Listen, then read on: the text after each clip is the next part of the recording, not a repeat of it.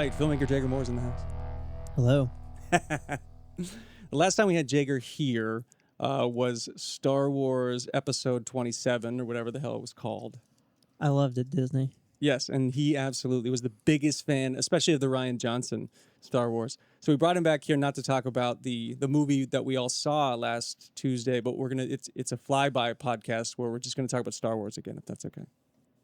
All day. I like to call him filmmaker Jaegar Moore because at parties I brag to my friend that I have a filmmaker friend. His name's filmmaker Jaegar Moore. Yeah, you do that. And it's so refreshing actually to have somebody else that knows what they're doing on a film set on this podcast. I never get that chance. I just pretend, but I'm glad I can fool you. And oh yeah, Andy's here too. Hey Andy. Hey, what's up, man? I pretend to. Hey, Andy. Hello. Well, Good I to have don't. I don't pretend, and I don't think that Jaeger does either. But Until you make it.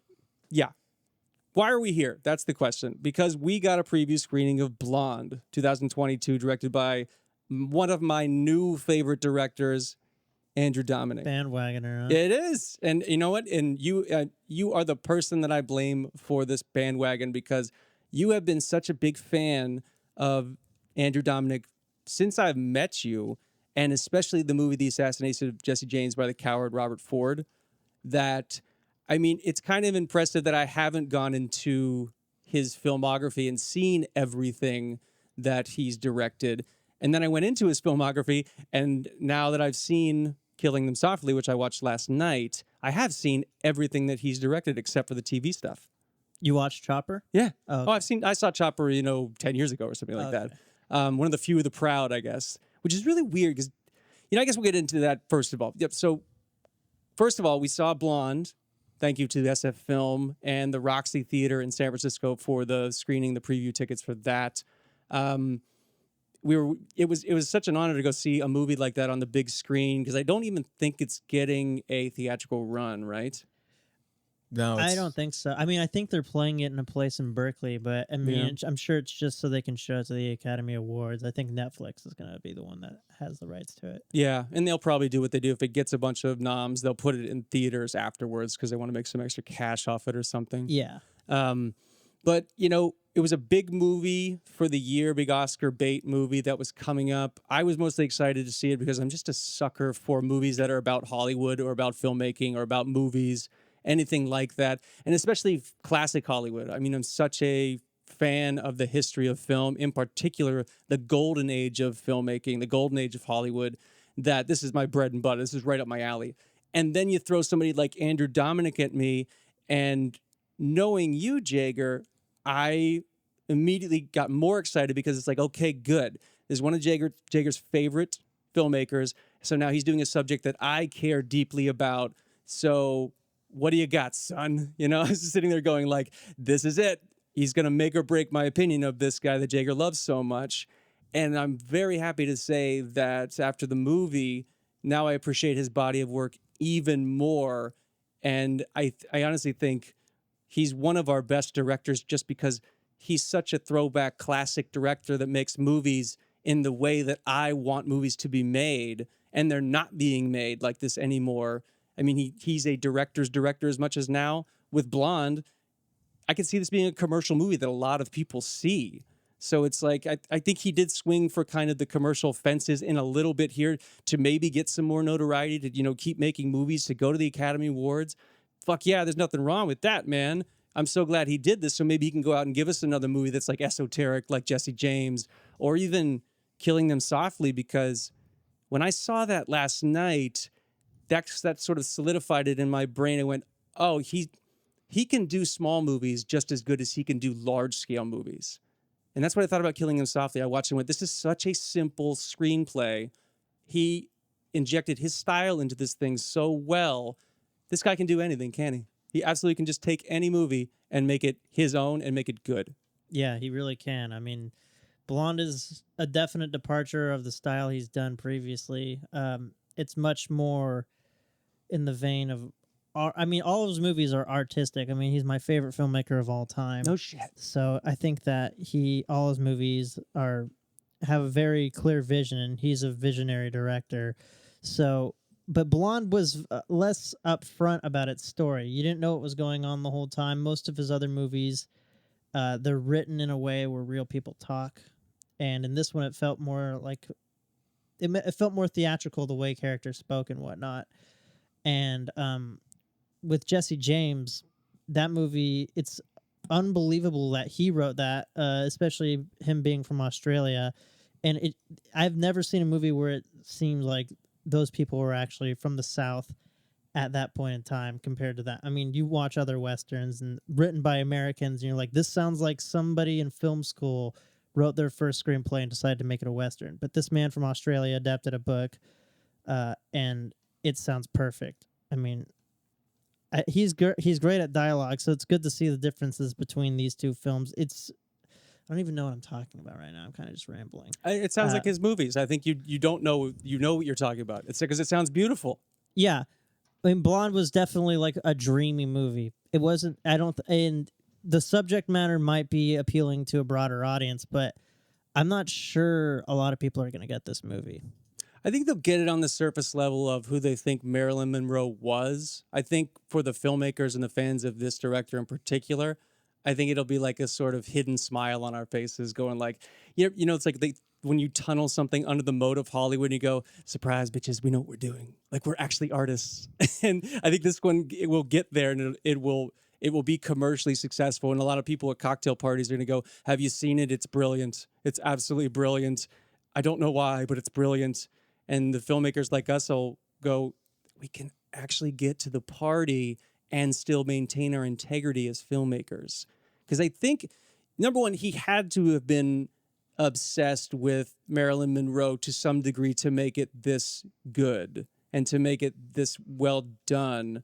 You know, so I'm assuming he's a huge fan of film history. But, you know, the subject of Marilyn Monroe, like you were saying, you know, the story, I'm guessing you didn't know her life when you were watching it. So you were kind of discovering it as you were watching the movie. I just knew she married Joe DiMaggio because Joe DiMaggio is from my hometown. Right, yeah. So, yeah, and having known her story in pretty full detail, nothing was really new to me here, besides sort of the graphic content or, you know, the relationships and just little stuff here and there. I also, it's like we were talking after the screening. You can see the connection between his other films and his style in this one, you know, and the word meandering comes up, and it's not meant to be something that takes away from the film or his style. I actually think that more films need to be meandering in their style because everything is just so quick. We don't ever give our characters a chance to breathe and think anymore and exist without dialogue and just kind of hang out in the scenes with each other and with themselves, even alone in a room. And he's one of the last great vestiges of directors that lets shit just be real. Which, if you really want to be honest, and what, you know, one of the things that I did not like about the Assassination of Jesse James when the first time I saw it was that I thought it meandered too much. It was like a Terrence Malick film, but not like his early ones, like his later ones. And then after watching this and becoming a huge fan of Andrew Dominik, I realized, like, oh my God, that's the brilliance of that movie for me. That's why I like that movie, because it's kind of, you get to be a fly on the wall and hang out with Jesse James and their crew almost in like real life, because we get to breathe with them and go along these, you know, as if none of this stuff, there wasn't the stakes of being the folktale version of Jesse James. It was like, oh no, what if I just traveled back in time and I was just there with these guys?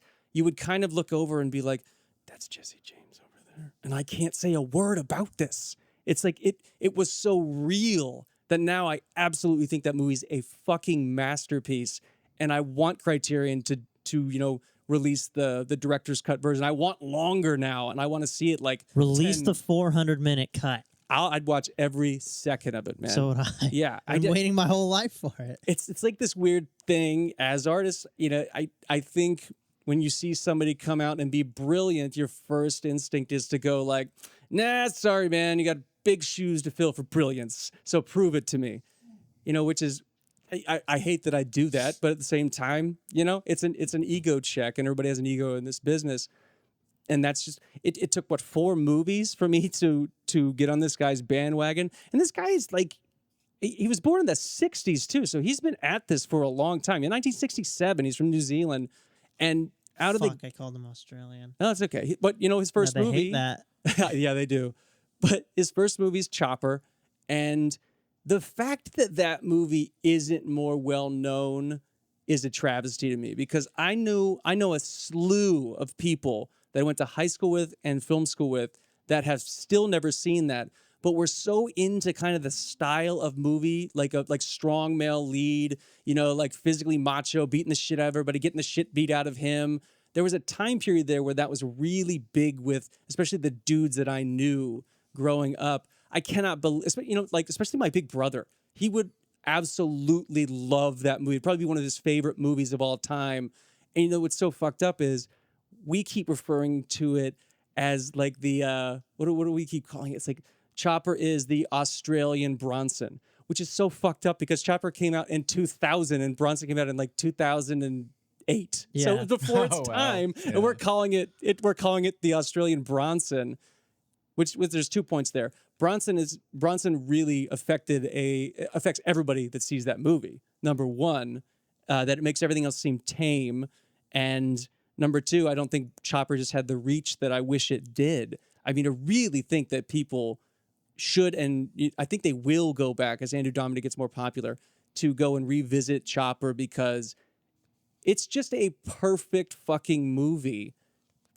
Especially for its time period, like 2000, this would have blown my fucking mind in 2000 if I saw Chopper when it came out. I think it was well received and did well in Australia. Yeah, Because I was speaking to some Australians and I asked them if they've ever seen the movie Chopper, and they're like, "Oh, the one about Chopper Reed. Yeah, we've seen that." right. I mean, they were they liked film, so maybe they just saw something that not a lot of people have seen in Australia. But it seems like something that would have been popular there because Chopper Reed is such a polarizing figure there.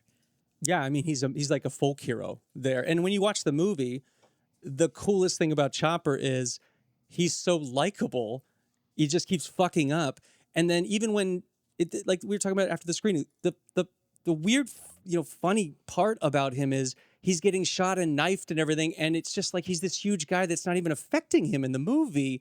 I've never really seen a main character like that before. It was so unique that I'm shocked that more people, again, they don't.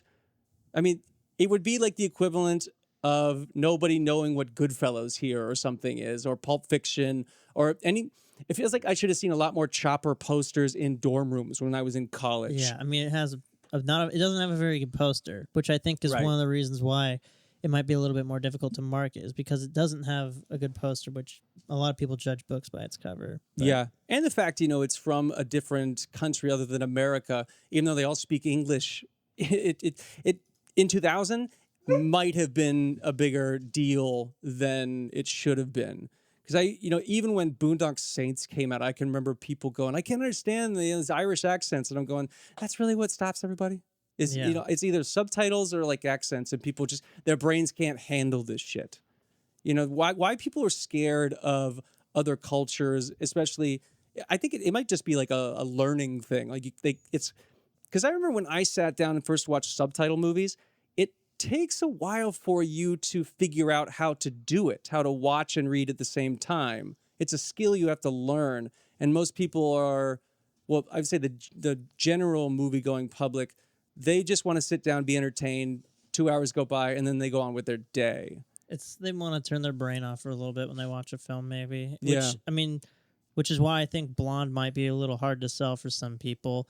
I looked at the reviews yesterday, and I'm surprised how split it was. Yeah. I mean, I really thought that everybody would feel the same way that I feel, which is this is a brilliant masterpiece of a film that only gets made every so often. I mean, especially nowadays, you don't see films like this very often anymore. And I mean, I can understand why people wouldn't be into it, but I didn't think that it would be split down the middle so much, especially with the subject matter of it. I mean, there was the only thing that I can really say that didn't work in the movie was the child acting. And I mean, Yeah, and that's right at the beginning. Yeah, I mean, and it takes a minute to get into the film because of that, because the child acting can be a little distracting in the beginning. But it's a very artistic film, and it's not linear. Maybe it was pretty linear. I Yeah. guess it was. It wasn't traditionally told like most stories. I mean, a lot of the characters are never named by first name. You kind of just have to assume who these people are, even if you don't know who Marilyn Monroe or her story. Yeah, I agree. I think it was linear, but the way it was told, it made it seem like it wasn't, which made it all the more fascinating to me. You know, and there was a fair, share of flashbacks. So I think that added to that aspect of it, and it changing, color to black and white. Yeah, And then the aspect ratio would change sometimes too, which didn't even really notice. I mean, the guy announced it at the beginning of the screening for some reason, and if he wouldn't have said anything, I wouldn't have noticed in the first place, probably. And by the time I was 40 minutes into the film, I became indifferent. Like, I didn't notice if it was in black and white, or in color, and it didn't matter to me. I didn't find it distracting at all. Some audiences might, I don't know. A lot of people will watch movies and look for an excuse not to like it. I mean, I do that a lot too. But it's not a movie that you can just turn your brain off in, that's for sure. It doesn't tell you straight up what's going on, or who Marilyn is, or who these people are in her life. You really have to kind of settle in. But the movie is so gripping, it's not hard to get. It will happen on accident for most people. I'm just curious to hear what other people what their problems would be with this film. I mean, you guys all liked it, right? Oh, I mean, I think I beyond liked it. That's so funny you mentioned the black and white and the color and all that, because I've been remembering the movie all week, and in my mind, the whole movie's in black and white for some reason. I keep remembering it in black and white. Me too. It's so gorgeous in the black and white that it uses. I don't know why. That's what sticks out for me. I can't wait to watch it again. It gave me the opportunity to nerd out on a film too. I mean, as much as I loved the movie for the movie's sake, and where I can see it, bridging an audience. I love the fact that it's going to bridge an audience and kind of fool them that they just watched an art house film that's going to, win Oscars. But for me, this is the time of year where I get to watch movies by really good filmmakers again and go, oh man, now I get to look at aspect ratio and color sampling and swapping and performance, like real performance here, and not just the one that's supposed to win at the Oscars or something, and like to get it straight out of the gate, to like a movie this much heading into the fall and then award season after that, it's so refreshing to see a movie this good this early on in the season. We should Andy, you haven't said anything in about 20 minutes, which I'm not arguing against, and I really like it. But can you actually introduce the movie, because we haven't said we haven't given the synopsis or the year it's come out or anything, even though obviously it's right now. Yeah, it came out this year in 2022, and Andy, is that you? Yeah, it's me. I was just enjoying the discussion so much that I was waiting my turn. That's what we all say when we don't have anything to say, isn't it? I was just enjoying the intelligence on the airwaves. Oh, I was just waiting to get into the meat and potatoes. Why don't you just download the podcast tomorrow like everybody else? I will. I'm going to come back and listen to it because Jaeger, thank you. I love you. Because of Jaeger. Yeah. Because of Jaeger. A fictionalized chronicle of the inner life of Marilyn Monroe. Okay. Yeah. There you go. Written and directed by Andrew Dominic, based on the novel by Joyce Carol Oates, starring Ana de Armas, Lucy DeVito, Garrett Dillahunt. Don't forget Bobby Cannavale, Adrian Brody, and Sarah Paxton was great in this too, amongst others. Interesting. I keep coming back to the thing about the movie where you brought up another great point, Jaeger, where, if you didn't know this was Marilyn Monroe, or you didn't know who she was at all, this movie would kind of be even more fun for me if it was just about an actress that was going through this, and she just had these things happen to her in her life. You didn't even need to know Marilyn Monroe to enjoy this movie. It just seems like a very real tragic tale about fame, kind of, and superstars, in the 1940s and especially the 1950s with this young woman. How much wish I didn't know anything about her. I didn't know anything really about her besides, a select few details about. I knew how she died. I knew that she married Joe DiMaggio, like I said before, but I had never seen any of her movies. I didn't know anything about her upbringing or anything like that. So it was all new information to me. in it being a fictionalized version of it, I didn't know what was true and what wasn't. And, going home and looking up a lot of the stuff that ended up being true surprised me quite a bit. So I'm curious to, as I learn more about Marilyn Monroe in real life as she was, what actually was fictionalized in this film versus what was, I'm sure like the whole, I don't, maybe I shouldn't even talk about it because I don't want to spoil the movie for the listeners, but Well, just be gracious about the spoilers. We don't like to spoil anything. yeah, but you can talk about it up to a there's certain level. something that motivated her throughout the film to keep trying in life and not give up. And I'm sure the way that it happened in real life, maybe it didn't even happen in real life, but it worked very well for this movie. And I like that this film takes the stance that it is a fictionalized version of Marilyn Monroe's life and doesn't pretend like this is what actually happened in the way that it happened. And it's okay with doing that. And I wish more films would do that, because sometimes, that the linear storytelling of somebody's life can be very boring. And I was never bored in this movie. It's not like some, music biopic that just follows the number of when they were born and what happened and how they got successful. And it doesn't follow the storytelling beats that you would expect. You don't know what's going to happen next in this film ever. And I can't say that about a lot of other I've never seen another biographical film like this film. This is a special film, whether you like it or not. Good luck finding another one like this. Yeah, I'm going down the list of ones that are famous in the past, and they can all be good films, but they're all very linear, cookie cutter biopic films. Tarantino always said that he would never do a biopic because biopics are just excuses to win Oscars. And to some degree, I agree with him. They're really just made to tell a great person's life in film form so we can all pat each other on the back and say how great, it was that we told their life story.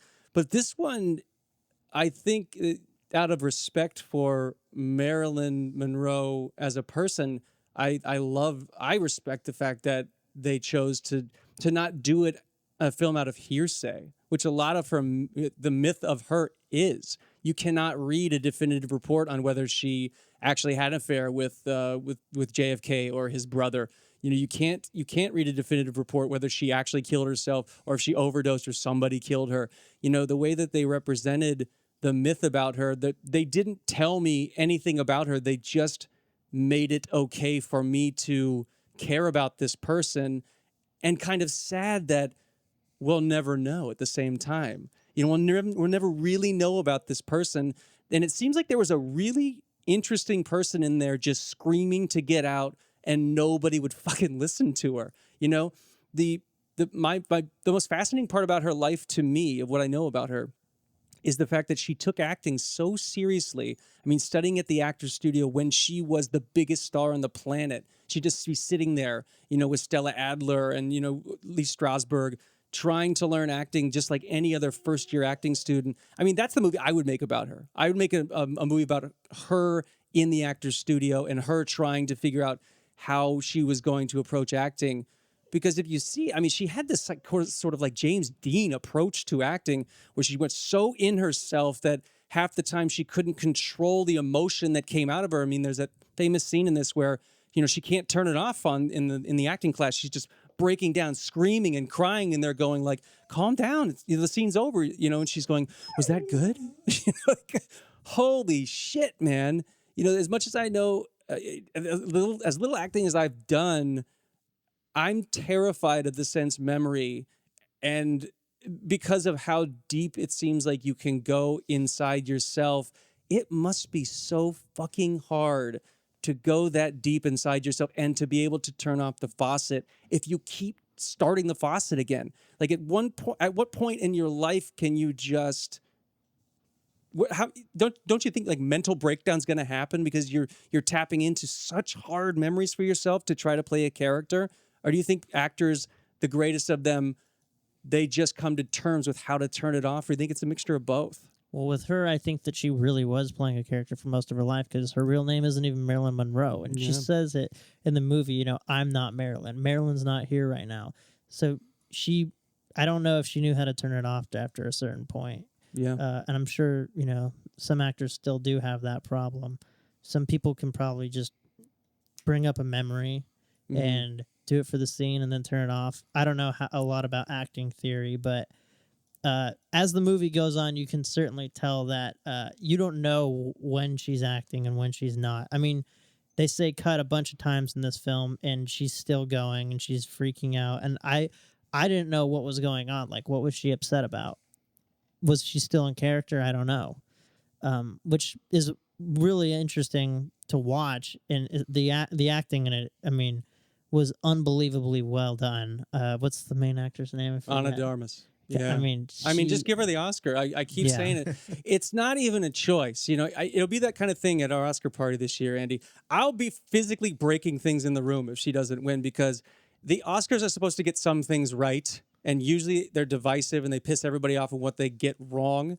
But this is not even a performance. This is like, there's no competition. There isn't a competition. That she was born to play the part. She played this part in this movie that well. And you know, the biggest thing about Marylin in the movies, the portrayal of actresses that have tried to do this, they're just doing a caricature or an impersonation of Marilyn Monroe with the voice or with the makeup, you know, like this Betty Boop kind of character. Yeah, the cliche version. Yeah, and this was not that at all. It felt like it completely respected her. Absolutely. Even with all the grotesque scenes that happened throughout the movie, I never felt like it was being disrespectful to Marilyn. In fact, you know, not knowing much about her, I felt a lot more respectful of who she was than I did previously. It didn't feel like it sensationalized it to the point where it was in bad taste at any point. In my opinion, maybe some people feel differently, because there's certainly scenes where your jaw drops and you're like, I can't believe they just showed that. But I don't think it ever...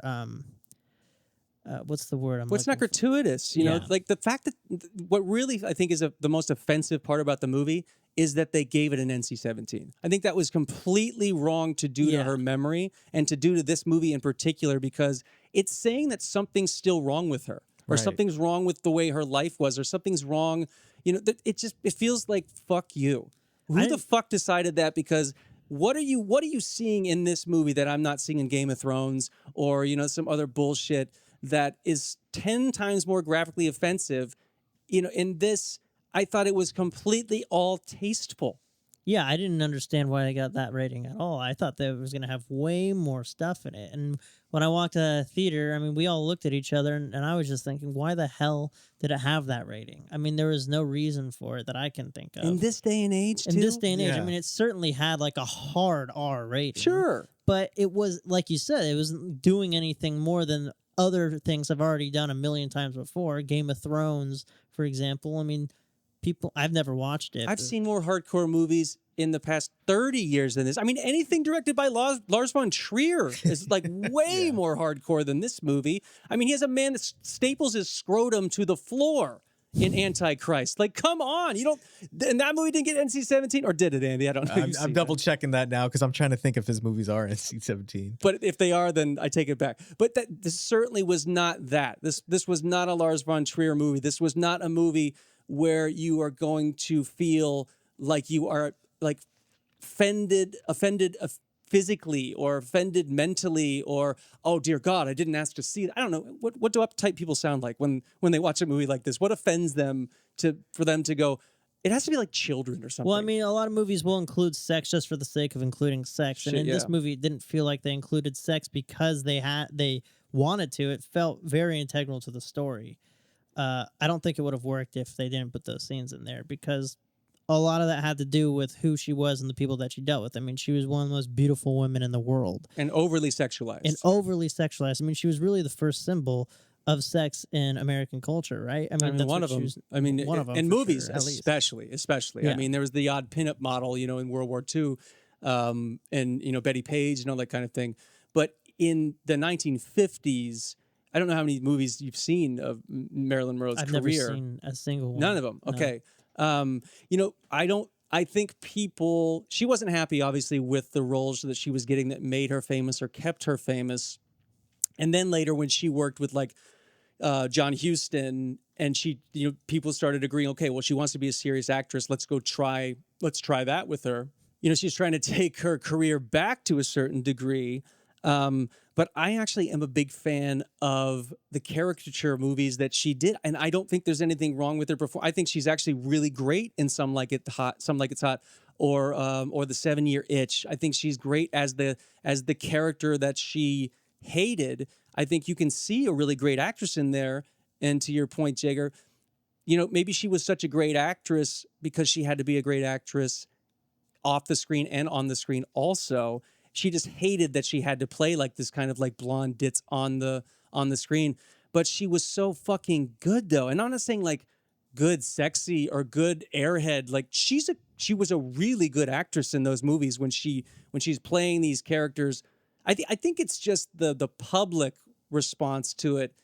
Remember that scary ass scene in the film where all those people are yelling at her in the premiere, and he chose to accent their mouths so they were like the jaws were wider than they were, and they're screaming at her. Yeah. That scared the shit out of me. I mean, I actually creepy. was sitting there going like, oh my God, it's like horror film scaring me. Mm-hmm. And the fact that you could feel that's what her reality was like. Imagine how fucking scared she was to be out in public. The fear of people grabbing her or, raping her, or my God, men, like the men that were after her in this just looked and felt so completely dirty. And you think like, yeah, I can imagine that she did not feel safe anywhere. And then being married as many times as she was, she obviously didn't even feel safe when she could feel safe. So, what does she do? She turns to barbiturates and drugs, and ultimately that's what I think took her down, because she obviously couldn't deal with the reality of what her status was or her fame, and mixed with all the stuff about her background. That's the stuff I didn't know. The background stuff, with the dad and with, her I knew her mother was pretty awful to her, and stuff in the orphanage, they didn't really go into that much. It's just, we all knew she was a tragic character, those that have studied her background. I guess there was no surprises in it for me, even though I love the movie. There was no surprise when I watched the whole movie and went, oh my God, it's exactly as bad as I thought it was for her. Yeah, that was the biggest thing. One of the biggest things I took away from it too is how the light they shine on the studio system from back then, and the damages that it created on her. Oh, it's way worse. It's way. I mean, she got terrible behavior to her, but the casting couch is a real thing. It came from a real thing. The stories you don't hear that are in some of the more salacious Hollywood books. There's a demon side to this industry. There always has been. But when there was absolutely no oversight, it was 10 times, 100 times worse, especially to young females that were going out there from Indiana or Maine trying to be a movie star or the next Marilyn Monroe. I mean, Robert Evans always said, if you land in Hollywood and you're a young female and you meet some guy and he says, you ought to be in pictures, run the fuck away from that person as fast as possible, because it's not the kind of pictures you want to be in. Oh, yeah. And I believe it, man. I lived in Hollywood. It is. You meet people and you just shake people's hand and you go, ew, this person feels disgusting. It's just, and you just kind of have filth. to deal with that. And it leads you it leads my brain to the Weinstein thing. I remember specifically going to parties in Hollywood when I was in film school, and everybody knowing about Harvey Weinstein and talking so much shit about him and saying he was this monster and all these things that didn't come out. I went to film school in 2004. Okay. So it's like 20 years, and it finally came out, and I went, why couldn't anybody say this? Why did nobody listen? It's because he was so fucking powerful. Everybody be like, well, why won't you say anything? Because I want to work. I want to be in this industry still. And he's going to kill my career if I tell anybody these horrible rumors are true. All the way up to Ben Affleck and Tarantino and Kevin Smith. You read their interviews about Weinstein now, and it's all, yeah, we pretty much knew. Well, why didn't you say anything? Well, he was Harvey Weinstein. Right. And you go like, fuck me, man. What would you have done? That's what I always think. What would I have done? I was at film, so I had no power, but at the same time, if I had the power, do you end your career, or do you just put you're like an ostrich. You put your head in the sand like anybody else. Yeah. It's fucking sick, and it's sad, and it's always been going on in the filmmaking world and in Hollywood especially. It's but I hate the fact that it's just like that's like the bookend to my speech here. It happens. That's it. That's all I gotta say. Like, the industry's just okay. It just happens. Yeah. There's Like, been what changes, the fuck is wrong with us? Yeah. But we have. I was talking to one of our actors on set when we were filming Track Shack about this, and we were kind of having the same discussion. And, you know, I kind of said the same thing you just said, Andy, where there's been changes and there's been headway. And she stopped me and she said, but so not enough. Oh, and I'm like, for oh yeah, sure. fuck yeah. Like, absolutely. I'm not saying like any changes have made a difference in how scary it still is out there. Thank God something's been done. But if you looked at the industry today, I bet you could see the bullet that Marylin took for a lot of people out there. Yeah. You know, and Yeah. that's another takeaway from the movie. Boy, I think I said that to you, Jaeger. When I walked out of it, I had this ashamed feeling like, oh yeah, we did this to her. Like we killed her, you know? Yeah. Like we made her this thing, we built her up, we sexualized her, we kept her in this caricature positions. Her husbands also wanted her to be that way.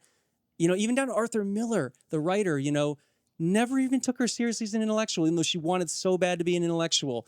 Nobody in her life, you know, really gave her the keys and said, you can be the person you want to be. Yeah, she was fighting the whole story through it to get that out. That's what I felt, you know. Yeah. There's a famous picture of her reading James Joyce's Ulysses, which is like the longest book in history. I don't know if you know it. No, I'm not It's familiar with it's like 800 pages, 1200 pages, something like that. I've read another one of his novels, Portrait of an Artist as a Young Man. But it's the Ulysses is one of the hardest novels I've ever even picked up. I don't know how anybody reads it because it's so thick to me. But she has a famous picture where she's reading it and she finished it, you know, which leads me to believe that she was an intellectual, a secret intellectual, just nobody would allow her to let that freak flag fly. Well, you yeah, know? because she was playing a character. Yeah, like, To the whoa. public, she was ditzy and Yeah. the hot blonde to everybody, but that's not who she really was. I don't even remember her real name, and I feel bad about that. Norma Jean. Norma Jean. That's who she really was. She wasn't Marilyn Monroe. Yeah. Yeah. I don't even remember now where she got the name from. It never explained it in the movie. I don't believe. I I think can't that it remember was in real just life. probably a studio just gave it to her. Is what I would assume. Yeah, yeah. I mean, that happened. That happened all the time back then. And it's a great name, Marilyn Monroe. It is. You know? Oh God. Today's episode of the Four Seasons of Film podcast is brought to you by Phil's Coffee. Phil's specializes in handcrafted coffee made one cup at a time. Visit a location today or find them on the web at philscoffee.com. That's Phil's with a Z, coffee.com. Find the beans you're looking for. But yeah, it's one of my favorite movies of the year. I can't believe we got the chance to see it on the big screen. Yeah, I can't imagine watching this. I mean, I'm like this for most movies. Watching any movie on a big screen just makes the experience so much better. But this is one of those movies that you don't want to pause it and walk away and go do something else and then come back to it. I mean, this is a one-sitting movie. It might be a little long, but I'm so thankful that I had the opportunity to see it in the big screen because Yeah. it needs to be seen just as we saw it. Everything needs to be seen almost on a big screen for me. It just reminds me of that. I mean, same. You know, it's like the past couple of years that we've had, I've even caught myself in the convenience of home viewing going, I could get up and I could shower and I could drive to the theater and see this movie, or it's right here on my screen at home. And I have a big theater at home, you know, and Yeah. But until you get in the room with people and you feel that electricity, I mean, I did a little selfie thing behind me. I held my phone camera just to take a picture to see the audience. And I look at that picture all the time since, you know, a week ago. And it's like a landscape picture of everybody in that packed, sold out screening audience to see Blonde.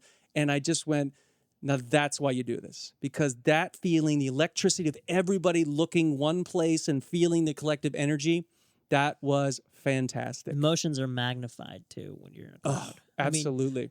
you'll laugh at a joke that maybe you wouldn't have laughed at home. You'll feel more moved by a moment that you otherwise might not have been moved by if you watched it at home too. I mean, the power of watching it with an audience is unparalleled, and it proved it with this movie. I mean, I wanted to tear up several times when I heard people sniffling behind me. At the end. Especially at the end. At the end, I think I even said that if you two weren't with me, I would have allowed myself to this fall apart. You know, because it felt like it. You feel like by the end of this, spoiler alert, you know, Marilyn Monroe dies. Okay, Jesus. But obviously she dies. But it feels like her spirit ascends from the film. I know that sounds dramatic, but I felt like that at the end.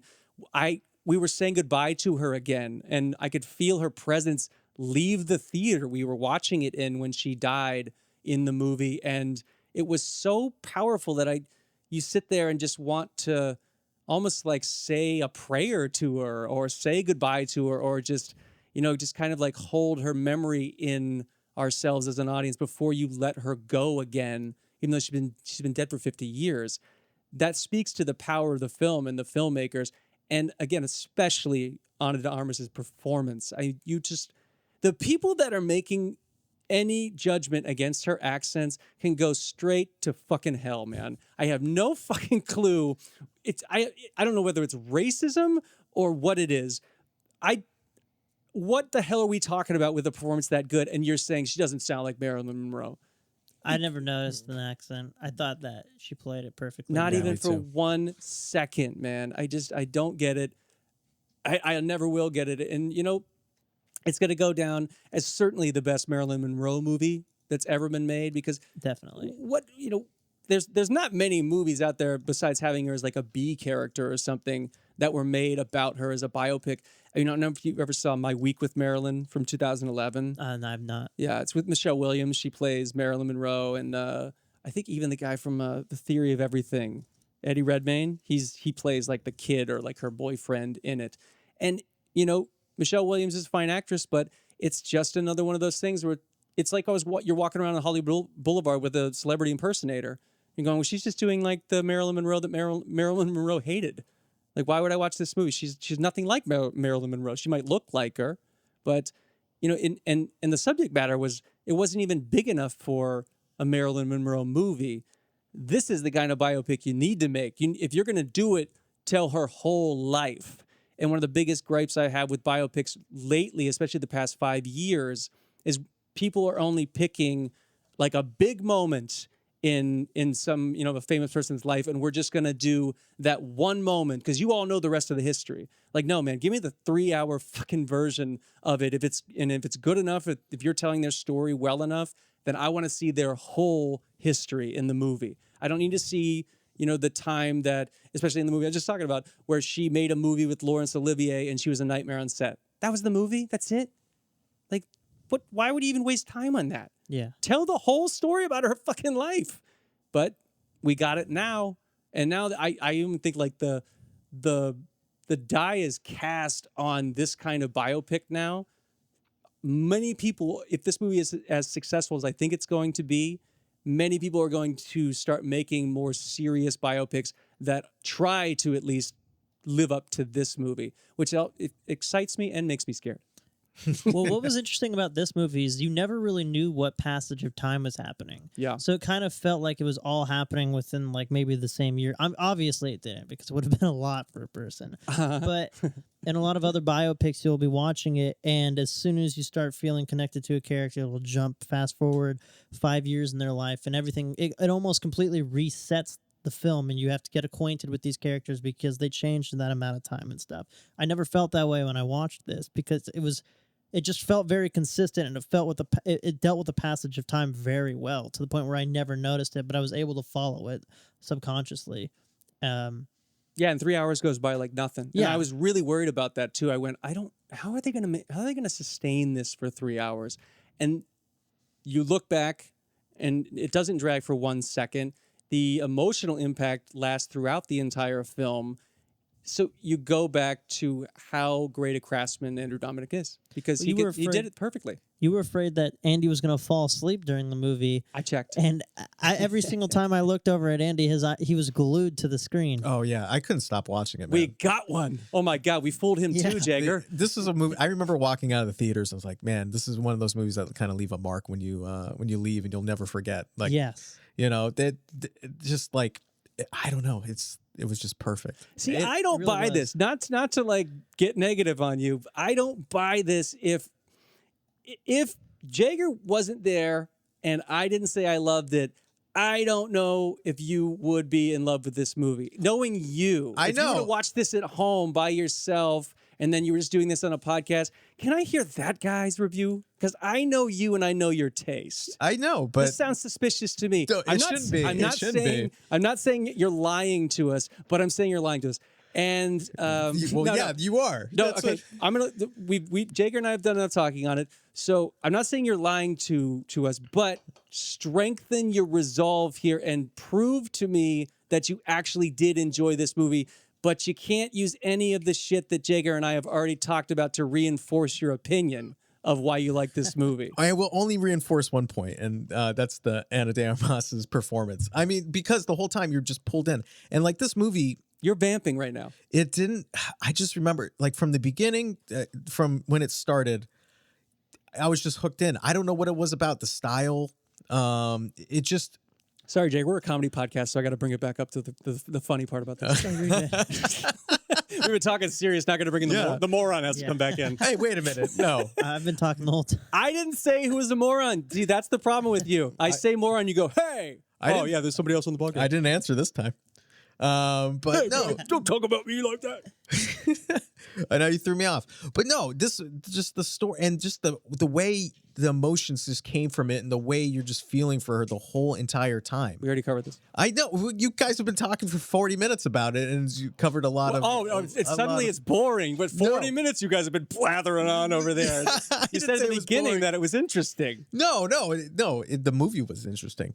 From the very beginning. Interesting's the word for this movie. Compelling. Interesting. Yeah, moving. You know, moving like, is the. it's not is a the right- vase in a museum. You know? I know, but it should be. It's one of those. It should be a vase in a It museum. should be put in a museum. This is why you're not invited to Hollywood parties. If you met Andrew Dominic and you say your movie is a vase in a museum, He would probably be like that. That makes be a lot like- of sense.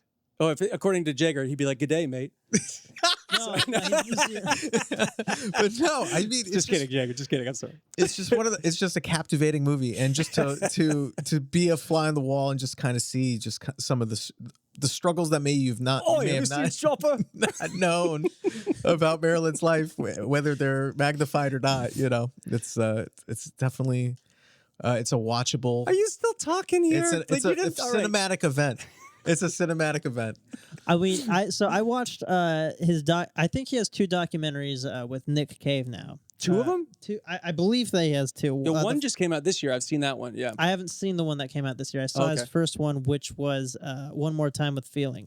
And when I watched that, and then I watched this, I saw the similarities of the direction that he went with Blonde, because there was a lot of things in Blonde that he had never done in his other film. I mean, this was certainly, in terms of cinematography, the more artsy out there. And he worked with Roger Deakins on the Assassination of Jesse James. Yes. And that has, I mean, the best cinematography. You can in tell. it. Yeah. Yeah. But this one, it plays with the camera's movement a lot more. And he played with the camera's movement a lot when he was making One More Time with Feeling. I mean, they have that whole performance where it's just circling them when Nick Cave is performing a song. And I thought that was super interesting. And maybe I'm not very well versed in how people shoot people performing music, but I had never seen that before. And the whole thing was in black and white, if I remember correctly. I mean, it's been 2 years since I watched it. Yeah. So, That was 2016. The one that Yeah. I saw was called "This Much I Know to Be True." yeah, I haven't seen that one yet. Yeah. I want to watch that one. Mhm. I agree. It's interesting. You bring up the Deakins comparison between that and this movie. Who shot this movie for him? Do you know? I can't remember, but I almost would have thought it was Deakins. I We mean, was looked it up beautifully on shot. the way home. Remember? It's an up and coming filmmaker, didn't- actually. Remember, or a cinematographer, because he's done something else. But I remember saying, "Oh my God, that guy just made a name for himself with this movie, with Blonde." Yeah. Because Chase Irvin. Chase Irvin. I don't know him. What are his credits? He has done Hannah. He did Beyonce's Lemonade. Lemonade. That's the one we were talking about. That's right. You Lemonade. were talking about. I was talking about it because Werner Herzog loves Lemonade. So even Werner Herzog has some crazy shit to say once in a while. That's you have to check it out to believe it. That's the thing with Herzog. You go, Yeah. really, really? All right, I'll watch Lemonade. And I watched it and went, oh yeah, I got it. I know why you liked it. I know him. Yeah. You know. What was my point, Andy? You like Lemonade? That's not my fucking point. But the Deakins comparison between something like the Jesse James movie and then this, you watch a Deakins movie and you watch that Deakins movie and you go, holy shit, look at his use of real spaces and sunlight and sunset, and it looks like you're in a dream. Yeah. And this movie was more stylistic in the cinematography because it in the scope of it wasn't like we're all breathing out in the middle of the nature. It felt more concise and more artistic, like you were saying. Stylistically, it seemed stale's not the word, but just more like sharp. I guess sharp is the word with his choice of frame. It wasn't like it was trying to see the frame or find the frame. It felt like they studied what they were going to do and how they were going to film this, and they just executed the plan because otherwise it had to be a whole thing that way. Yeah. It couldn't have been, again, the word meandering. It couldn't have been meandering with the cinematography.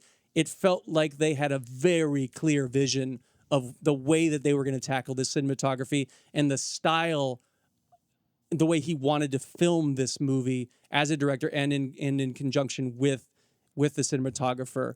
That's why you were so right about this guy, Andrew Dominik. He's a fucking genius. He's dude. the best living director in my opinion. He is. He's a genius.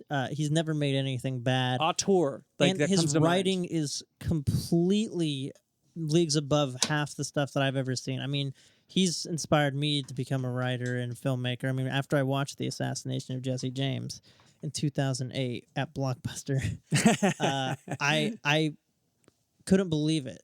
I mean, I don't even remember how old I was in 2008. I was 11. Wow. You were 11 years old when you saw that movie the first time? I was. Holy shit, Yeah. Jaeger. Well, you've always been an old soul, so that makes sense. Wait, if I was born in 97 and 2008, that would make me 11, right? Yeah. Andy, do the That's math. Yeah, that is correct. Fact check. This is why I have Andy. Calculator. And I always, like, people would ask, why are you so drawn to him as a director? And I feel, he has a lot of similarities to Robert Eggers, where he cares about the historical accuracy of his films, but also telling a really great and compelling story and with interesting period accurate dialogue and dressing and all that. But the atmosphere of his films are very, like you said, very similar to Terrence Malick, where his films have this atmosphere about them. And I almost feel that that's one of the most important things about a movie. And I feel like it's often overlooked when films are being made. Like, if you can really nail an atmosphere of a scene or of a movie as a whole, I'll never forget that movie. I mean, the reason why I never forgot Jesse James is because I felt like I was transported back to that time, and I felt like I was in a room with those characters. It never once took me out of it like these people are taking are actors from the modern day. I didn't feel like I was watching Brad Pitt. I didn't feel like I was watching Casey Affleck. None of that was distracting to me at all.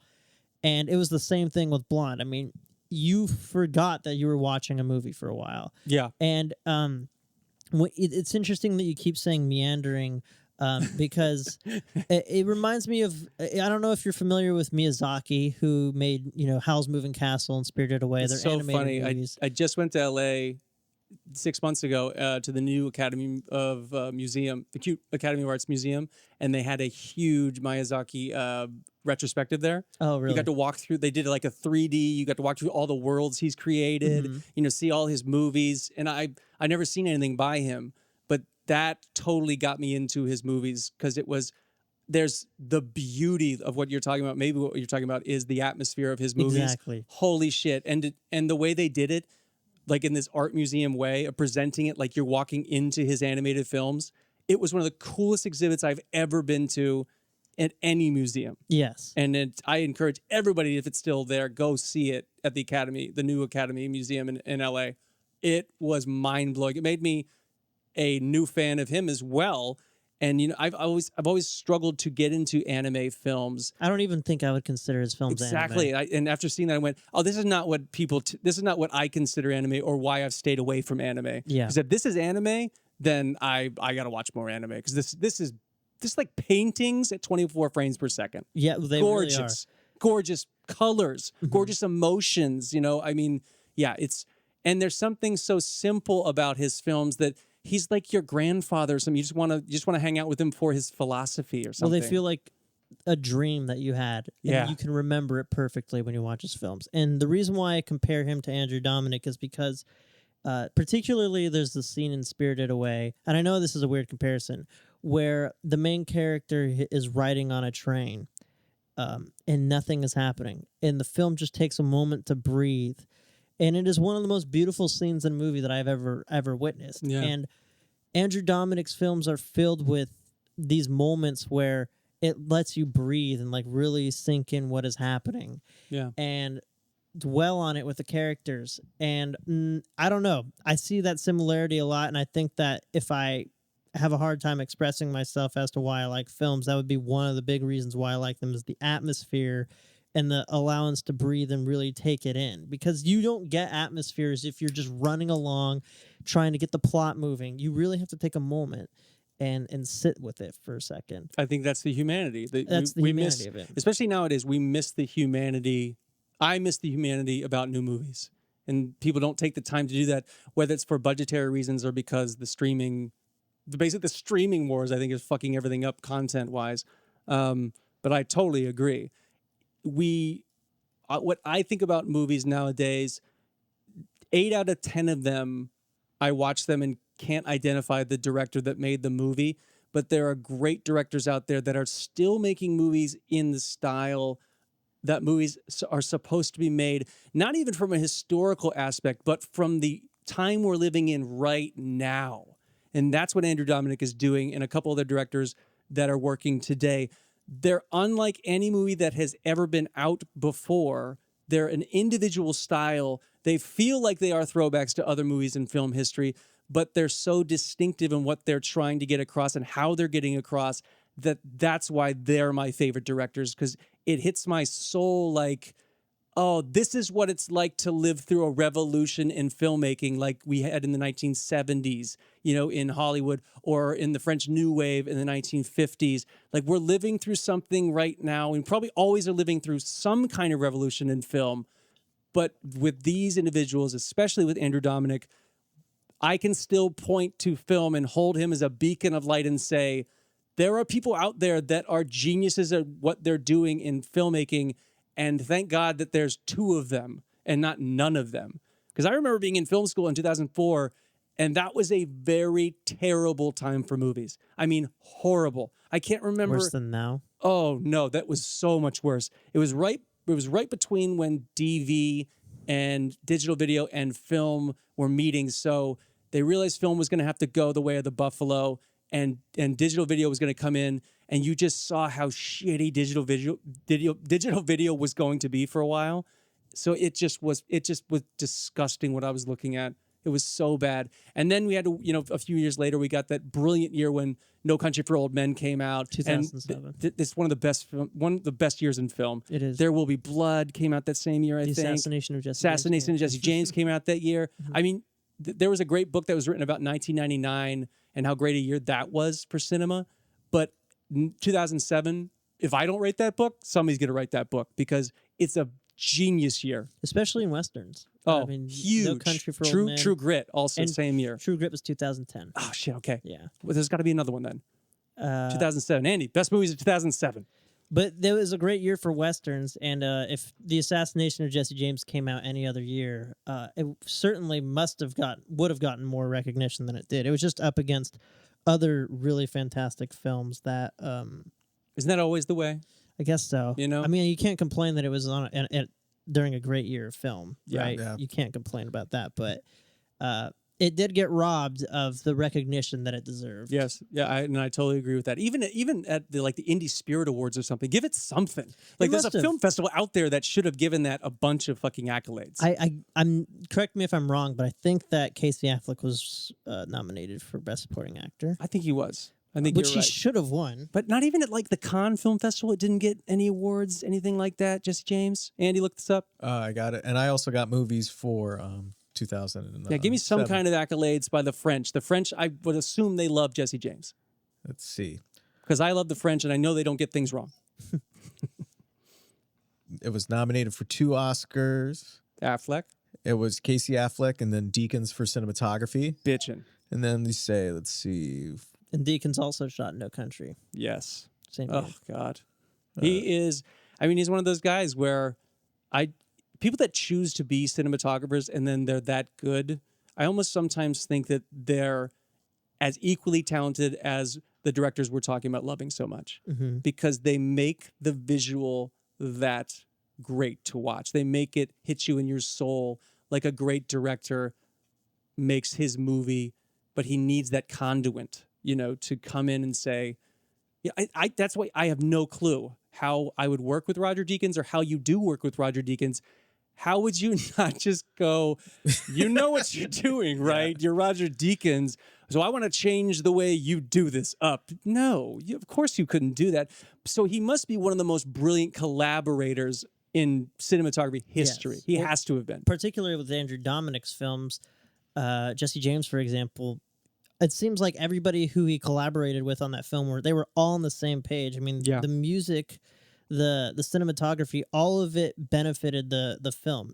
None of it was like so good that it was distracting, in my opinion. I mean, there were shots in Jesse James where it was like you stopped and you're like, that's a damn good shot. I know, right? yeah. It's usually like sunlight coming between branches and shit. That's for me. Yeah. I always go like, oh my God, look at the fucking daylight coming through there.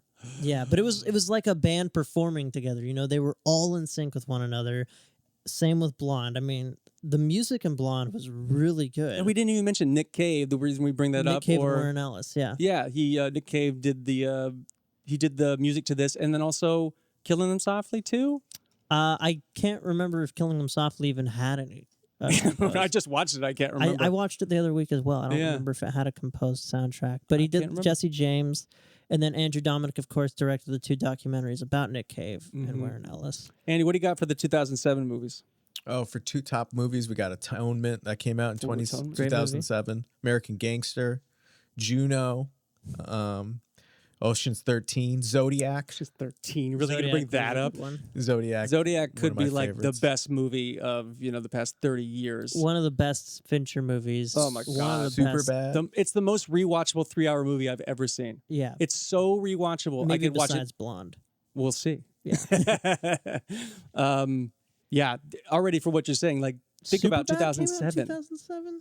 Jesus, That's like man. one of the best comedies to come out in Of the last course. of this century. so 2007 is a book year. I'm going to write that book, and if I don't get to it and somebody steals my idea, there's no way to sue them. No, there isn't. Yeah. I just thought about it. There isn't, because it's just like that's just a great movie year. People are going to do that. Is What it year even? did Tropic Thunder come out?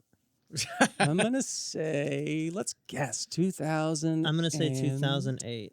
2008. I'm gonna go with that too. Yeah, you're both correct then.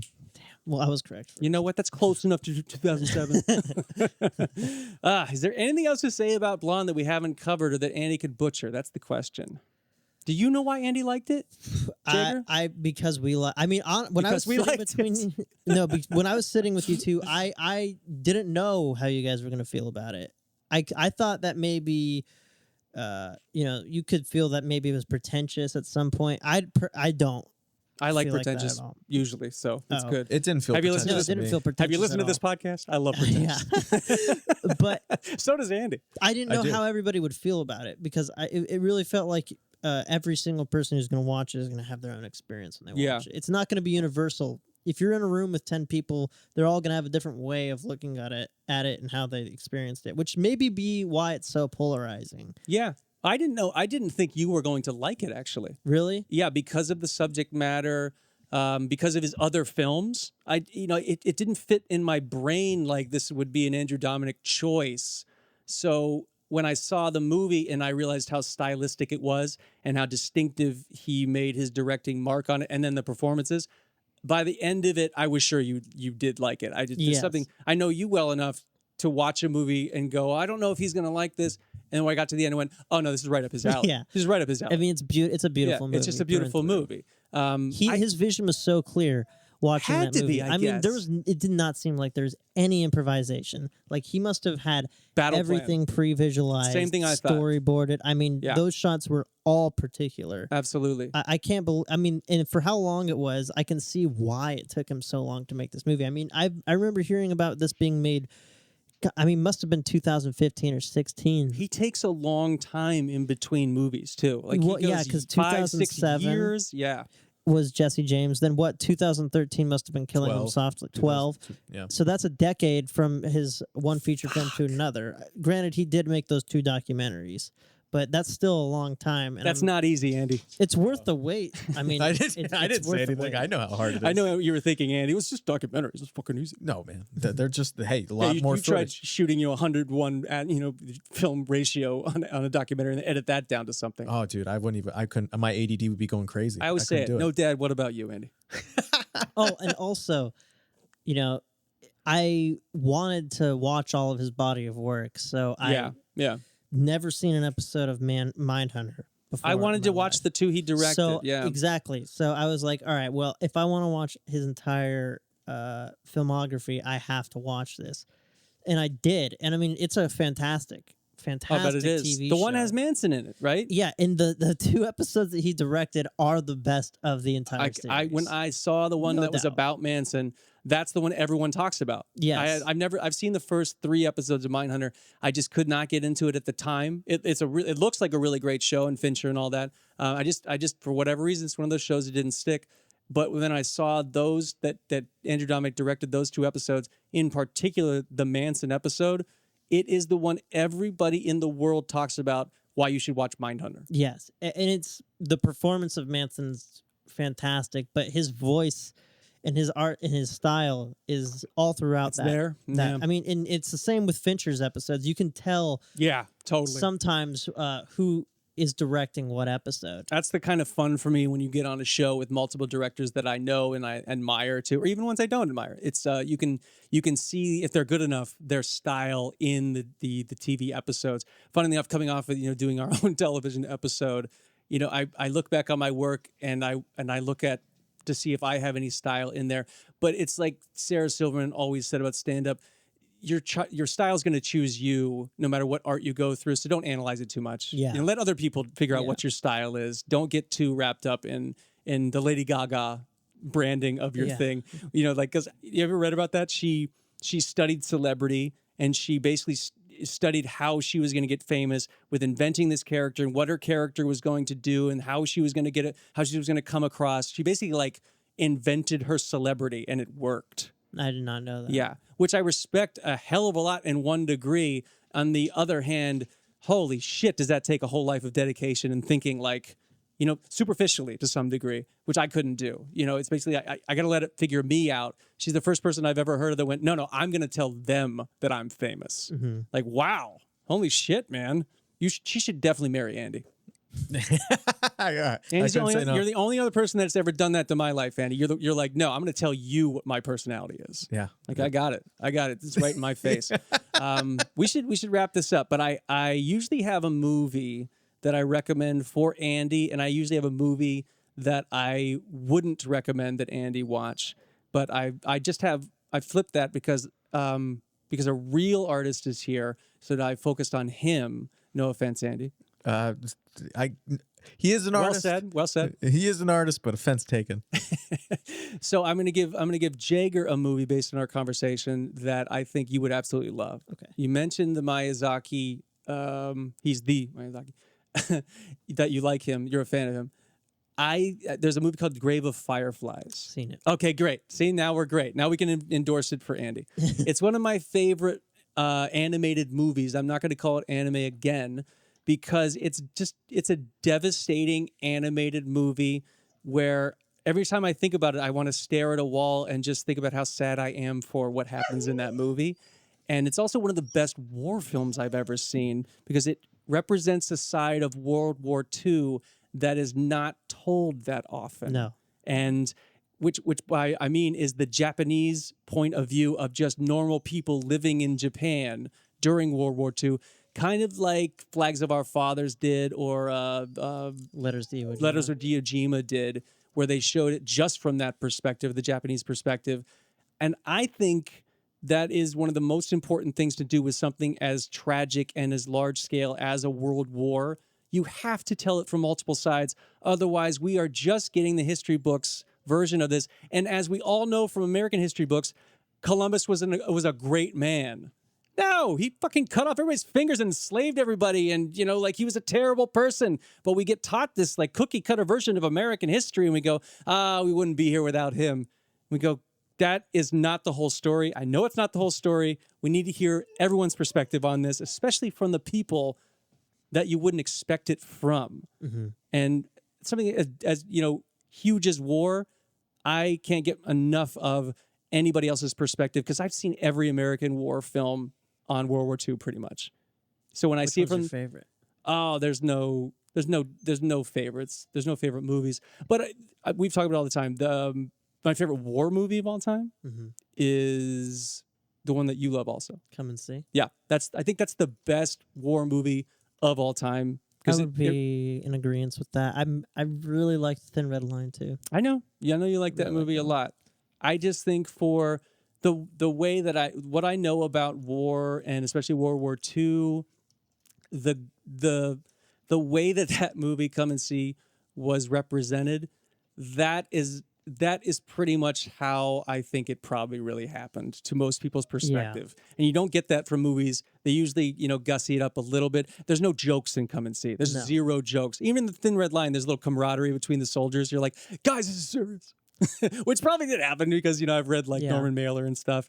But I believe during World War II, there was a lot less jokes going on and brevity. Well, especially in Belarus. Absolutely. In Eastern Europe, it's a lot more grave than I think anybody wants to watch. We want to see John Wayne come in and fuck some shit up. I don't either. I'm a Clint Eastwood man. Absolutely. But I'm really hoping. I have very high hopes for the 2022 adaptation of All Quiet on the Western Front too. Yeah.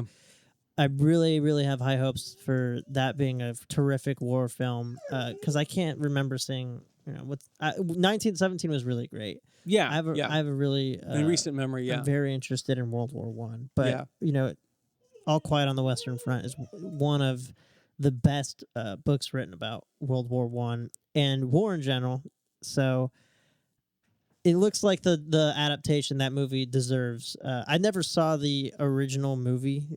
From the 20s or the 30s. I would wait. I love that movie, and it's just as powerful as it was then as it is to me now. It just seems like they have obviously they have the technology to really adapt the book the way it was meant to be adapted. Yeah, and God, I really want to see that in a theater. Yeah, me too. Hopefully they bring that around. This is why you don't trust Google, because I just Googled best movies about World War I, and the sixth one on the list is Dunkirk. Great, Google. Yeah, very good. Very good. Knock Knock was for the 2007 search. Maybe we will be able to see All Quiet in a big screen because I hear that's what Germany's going to be using for their best international or best foreign film. Then we're there. Oscars. Nice. And I'm hoping SF Film and either the Roxy or the Castro or Alamo Drafthouse will sponsor those tickets for us like they have in the past. That'd be great. Just putting that out there. I know they listen to this. But it's been a pleasure, Jaegar. I wish that I could do this with you every week and for 5 more hours. Maybe I would be better at public speaking if I did it every week. Well, let's have you back more often than not. How about that? And it's one of my favorite podcasts because it's like Andy's on vacation. Yeah, I like Andy talking. Who? Yeah, no, I appreciated taking the time off. I have no clue why you lied to us about blondes. I did not lie about it. I could tell Andy really liked even it. outside. My first comment was, for 25 years. He's fucking lying. I understood why there was a 14-minute standing ovation at the Venice Film Festival. I was surprised that there was no standing ovation. I wanted to do it, but I didn't want to be the guy who clapped on the plane. I didn't. Me either. Don't get me started on standing ovations. They're bullshit. They're meaningless at these film festivals. It's like a spectacle that doesn't need to happen. This time I don't know, man. If it happened to your film, I don't think you'd be complaining. I would love it. Oh my God. Every time I come to the bathroom, I want a standing ovation. Right? Like, Jesus. But it's just a bunch of bullshit. You guys, everybody knows it is. Like, no, mine was 14 minutes. How long was yours? Imagine clapping for 14 minutes. I've been to the opera in Paris, and I clapped for like 8 minutes, and that was long enough. My hands were stinging by the time we got out of there. So 14 minutes? Fuck that. Jesus. I'd be at the bar. Yeah. All right. Andy, I gave you a movie indirectly that you should watch, Grave of Fireflies. I didn't watch anything this week that I didn't think you'd like because honestly I didn't have time for anything else. Yeah, me either. Jaegar? Well, if you like Miyazaki movies, I really recommend Spirited Away or Howl's Moving Castle. I know that's a weird recommendation to give when we're talking about Blonde and Andrew Dominik. No, in a weird way. There's very Yeah. weird similarities between the way those directors handle the telling of a story. Believe me, the stream of consciousness that we go through on this podcast, it all makes sense. It all makes sense. Yeah. At least to the people that I know that listen to it and that hate me. And the other half is Andy, and I don't care about that. You care immensely. Andy, did you see anything this week that Jaeger would like Oh, besides Austin Powers? that's pretty much all I I watched just with watched that. all the Austin Powers this last year. No shit. Yeah, I love them. Well, Andy just watched all 3 of them in the past week, so Yeah, there you go, Andy. that was Well, I my watched them in a cinema week, too. cinema watch. But yeah, if you're ever looking for a good laugh, I enjoyed the first one immensely. He just said he saw them. Well, I know. What do you mean if he's I'm talking to the people now. If people want to watch the people out there? You got to give him Andy at the end. You got to give him Andy somehow. and some Austin Powers. All right. Well, we're heading to award season. It's a great time for movies. The fall is one of my favorite times of the year. And so more of these screenings will pop up. And I hope, Jaeger, you'll come back and not only will you go to more screens with us, but you'll also come back on the podcast and talk real film with to. me. Yeah. Don't worry. You're going to get hate mail just like I do because we didn't talk about Marvel or, any comic book or Lord of the Rings or something like that. I love Lord of the Rings. And then Andy didn't get to say much. No. There's all these gripes on Twitter. But you know what? This is one of my favorite podcasts, so I don't care. I'm glad to be on it. Thank you. For having me. I'll share the numbers with you too. I'll show you the Avengers podcast when we cover those, and then when we cover a movie like Blonde, and you're gonna go, "Are you fucking serious?" I don't want change it people this to time. listen to me talk. So, I mean, not. We to say need ratings. anything about- What do you mean? We need money. Everybody needs to listen to you. Yeah. We don't sell ads on the show. Like we need. I'm practicing for the bigger podcast, Gotcha. that we do on Avengers. Okay, fine. I'm gonna need you on those podcasts from now on because the third phase of Marvel is making me so nauseous. It's not even funny. I haven't even seen anything. I can't even bring myself to watch anything from the third. Is that right? Third phase of Marvel. Fourth phase. See, I don't even know the fuck I'm I talking don't know about. either. I only superhero movie I've seen probably in the past 3 years is Batman. Yeah, The Batman. I would consider Blonde to be a superhero movie. So let's change the narrative. Yeah. She's a. Yeah. She's strong. She has superpowers, and what she doesn't have in superpowers, she supplements with drugs. All right, keep film alive. Thank you, Jaeger, and thank you, filmmaker Jaegar Moore, and thank you also to Andy for being the silent majority that said about 10% of what I needed him to say. As always, through 400 episodes. You're very welcome. I want to be filmmaker before my name now too, man. We'll make a film, not you farting on a snare drum. That was a good short film. All right, keep film alive. We'll see you later. Thanks, Jaeger. Thank you.